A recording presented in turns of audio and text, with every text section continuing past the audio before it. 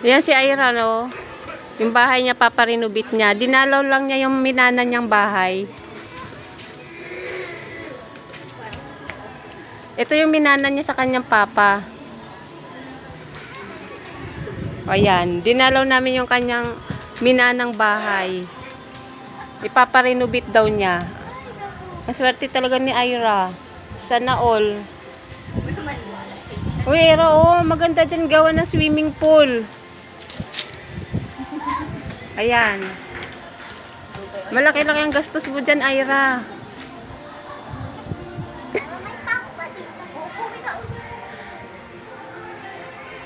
Di ba ang ganda ng minana niya? Malayo sa polusyon. Sana all mayaman ang papa. Pagmamanahan din niya ni Kel. Ay, sakit.